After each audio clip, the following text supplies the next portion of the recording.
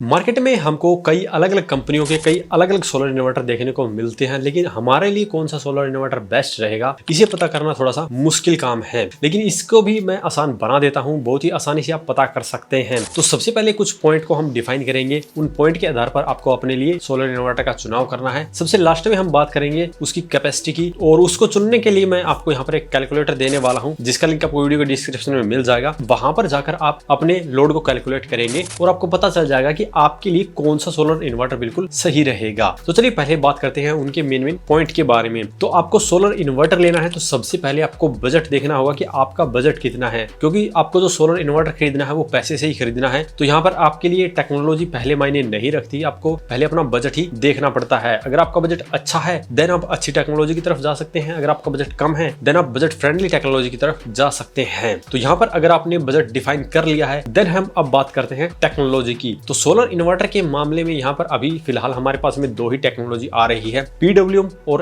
MPPT। PWM पुरानी technology है, कम efficient है, यानी कि अगर उदाहरण की बात करें तो आपको अगर 1 किलोवाट की पावर चाहिए तो आपको 1200 वोल्ट तक के सोलर पैनल लगाने पड़ेंगे, तब आपको PWM के अंदर लगभग 1 किलोवाट की पावर सोलर पैनल से मिलेगी। वहीं पर MPPT की बात करें तो वहां पर अगर आप 1 किलोवाट की सोलर पैनल लगाते हैं तो लगभग 1 किलोवाट के अराउंड आपको पावर मिल जाती है। हालांकि पूरी पावर आपको कभी भी नहीं मिलेगी और ना ही आप एक्यूरेटली उसे मेजर कर सकते हैं, क्योंकि जो सोलर पैनल की जो टेस्टिंग होती है वो अलग कंडीशन के अंदर होती है, तो उनकी जो आउटपुट है वो हमारे पास आकर हमेशा कम ही रहती है। इसीलिए अगर आप 1 किलोवाट के पैनल लगाते हैं तो आपको पूरी 1 किलोवाट वहां पर नहीं मिलती। लेकिन जो टेक्नोलॉजी है वो MPPT ही बेस्ट है, और PWM के मुकाबले ये 30% तक एक्स्ट्रा पावर सोलर पैनल से एक्सट्रैक्ट कर सकती है। तो यहाँ पर आप अंदाजा लगा सकते हैं कि जो PWM के मुकाबले MPPT है वो कितनी ज्यादा इफिशियंट है। इसीलिए आपको PWM टेक्नोलॉजी के सोलर इन्वर्टर सस्ते मिलते हैं, MPPT के थोड़े से कॉस्टली मिलते हैं। हालांकि इनके जो प्राइस के अंदर आपको दिन रात का अंतर तो नहीं मिलेगा, यहाँ पर लगभग 2 से 3 हजार रुपए का अंतर मिलता है 1 kV के अंदर। वैसे ही अगर आप 2 kV के अंदर जाते हैं तो ये जो अंतर है वो 4 से 5 हजार रुपए का हो जाता है। वैसे अगर आप 4 बैटरी वाले के अंदर जाते हैं तो वहां पर 10 से 15 हजार रुपए का अंतर हो जाता है। लेकिन वहां पर जब आप लॉस को काउंट करेंगे तो PWM के अंदर आपको ज्यादा लॉस होता है। तो मेरी राय हमेशा यही रहती है कि आप MPPT की तरफ जाइए, थोड़े से पैसे एक्स्ट्रा इन्वेस्ट कीजिए अपने लिए और एक अच्छी टेक्नोलॉजी का ही सोलर इन्वर्टर लीजिए। तो पहला पॉइंट आपको क्लियर हो गया होगा कि PWM लेना है या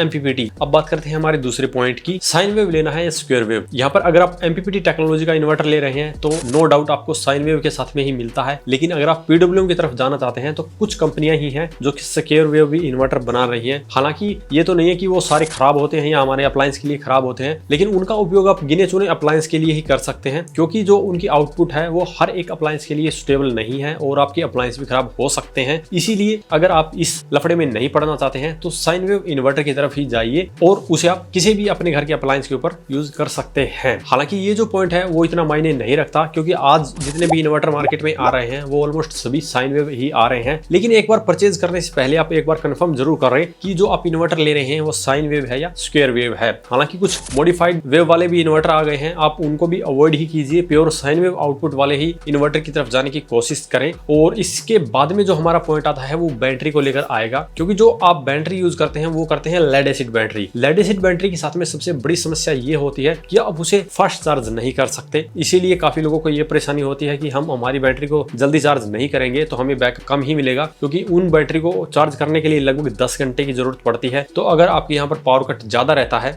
तो आप उन बैटरी को जल्दी चार्ज ही नहीं कर पाएंगे, तो आपकी बैटरी फुल चार्ज नहीं होगी। तो ऐसे में आपको बैटरी बैकअप भी अच्छा नहीं मिलेगा। तो बैटरी का चुनाव करना भी बहुत ही जरूरी हो जाता है, कितनी बैटरी वाला इन्वर्टर आपके लिए सही रहेगा। हालांकि लेड एसिड बैटरी के और क्या क्या नुकसान हो सकते हैं इसके बारे में डिटेल में हमने वीडियो बनाया हुआ है, वो आप देख सकते हैं, जिससे कि आपको ज्यादा डिटेल में जानकारी मिल जाएगी। लेकिन यहाँ पर हम बात कर रहे हैं इन्वर्टर की, और इन्वर्टर के ऊपर भी आप कितनी बैटरी लगानी चाहिए उसके बारे में। तो यहाँ पर आपको इन्वर्टर को देखना है कि आपको कितनी बैटरी वाला इन्वर्टर लेना है। तो यहाँ पर मार्केट के अंदर आप देखेंगे कि 3 kV का एग्जांपल लेते हैं तो अभी मार्केट के अंदर 2 बैटरी वाले भी इन्वर्टर मिल जाते हैं, 3 वाले भी मिल जाते हैं और 4 बैटरी वाले भी मिल जाते हैं। तो उनका बेनिफिट क्या होगा? अगर आपने 2 बैटरी वाला इन्वर्टर लिया है तो उस कंडीशन में आपकी जो बैटरी है वो आपको जल्दी चार्ज करनी पड़ेगी। जल्दी चार्ज करेंगे तो आपकी बैटरी भी खराब हो सकती है। वहीं पर दूसरी तरफ एग्जांपल की बात करें 3 बैटरी वाले इन्वर्टर की, तो वहां पर जो आपकी बैटरी है वो ऑलरेडी 3 है, तो वहां पर वो ज्यादा एम्पेयर से भी चार्ज होती है। तो यहाँ पर अगर आप 2 बैटरी के बजाय 3 बैटरी को चार्ज करते हैं तो आपकी बैटरी ज्यादा सेफ रहती है, और वहीं पर 3 की बजाय अगर आप 4 को चार्ज करते हैं तो आपकी बैटरी और भी सेफली चार्ज हो जाती है। तो ये पॉइंट भी आपको ध्यान रखना बहुत ही जरूरी है। इसके अलावा इस पॉइंट को इसलिए भी आपको ध्यान में रखना है कि आपको बैटरी बैकअप कितना चाहिए। इसके लिए भी आप कैलकुलेटर का ही यूज कर सकते हैं, जो कि हम वीडियो के लास्ट में बताने वाले हैं, जिससे कि आपको ज्यादा आसानी हो जाएगी कि आपको कितनी बैटरी की जरूरत पड़ने वाली है। अब बात करते हैं लोड कैपेसिटी की, जो कि सबसे अहम पॉइंट होता है। यहाँ पर मार्केट के अंदर दो तरह के सोलर इन्वर्टर आते हैं इस कैटेगरी के अंदर, ट्रांसफॉर्मर वाले और ट्रांसफॉर्मर लेस। यहाँ पर ट्रांसफॉर्मर लेस की जो इफिशियंसी है वो काफी हाई होती है, इसीलिए अगर वहां पर आप 2 kVA का ट्रांसफॉर्मर लेस टेक्नोलॉजी का इन्वर्टर ले रहे हैं तो उसके ऊपर आप 2 किलोवाट के अराउंड लोड चला सकते हैं, यानी कि 100 या 200 वोल्ट कम चला पाएंगे, लेकिन लगभग 2 किलोवाट तक का लोड चला पाते हैं। वहीं पर अगर बात करते हैं ट्रांसफॉर्मर वाली टेक्नोलॉजी की, तो उनकी जो लोड कैपेसिटी है वो काफी कम होती है, लगभग 1200 से 1300 वोल्ट तक ही लोड आप चला पाते हैं। और इसके काफी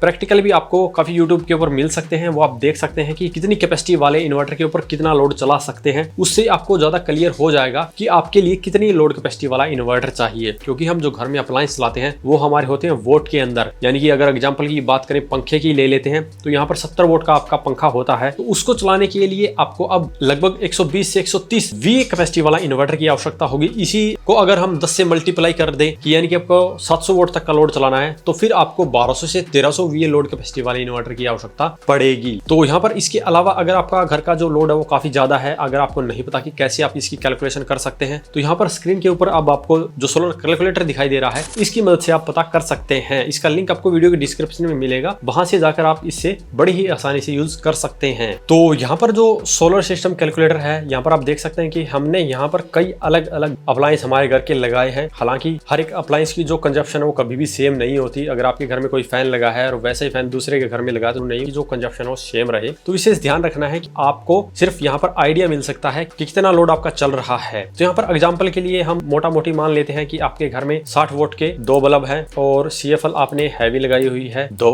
और इसके अलावा आपके घर में सीलिंग फैन लगे हुए हैं 3, और आपके पास में एक लैपटॉप भी है जिसे आप कर सकते हैं, तो वो भी एक यहाँ पर ऐड कर देते हैं। इसके अलावा अगर आप AC वगैरह चलाते हैं या नहीं चलाते हैं वो भी आप ऐड कर सकते हैं। और यहाँ पर AC के अलावा जो वाटर पंप है वो हम ऐड नहीं करेंगे, क्योंकि वो सिर्फ लोड कैपेसिटी के लिए ही आप यूज कर सकते हैं, जिसमें हम बैटरी बैकअप भी निकालेंगे, तो यहाँ पर अभी ऐड नहीं करेंगे। हम AC ऐड कर लेते हैं क्योंकि हम AC को कंटिन्यू चला सकते हैं। तो एक हमारे घर में AC हो गया। अब कैलकुलेट पे आपको क्लिक करना है। कैलकुलेट पे क्लिक करेंगे तो यहाँ पर आप देखेंगे जो वोट निकल के आए हैं वो हमारे 1650 वोट आए हैं, जिसके लिए आपको 3 kVA के इन्वर्टर की आवश्यकता होगी और 2 किलोवाट के सोलर पैनल की आवश्यकता होगी। हालांकि जो सोलर पैनल की कैपेसिटी है वो अलग तरह से हम कैलकुलेट करते हैं, जिसके बारे में हम आगे बात करेंगे। अब बात करते हैं बैटरी बैकअप की। तो अब यहाँ पर अगर आपको मान लीजिए 2 घंटे का बैटरी बैकअप चाहिए, तो यहाँ पर भरना है 2। अब यहाँ पर आपके पास में बैटरी की संख्या भी आ गई। तो ऐसे आप बड़ी ही आसानी से इस कैलकुलेटर से अपने लिए एक एस्टिमेट निकाल सकते हैं। और अगर आपका एस्टिमेट निकाल सकते हैं, लेकिन अगर अभी भी आपको समझ में नहीं आ रहा, तो आप वीडियो के कमेंट बॉक्स में भी पूछ सकते हैं आपके लोड के बारे में, आपको कितना बैटरी बैकअप चाहिए, तो उसी आधार पे हम आपका रिप्लाई दे देंगे।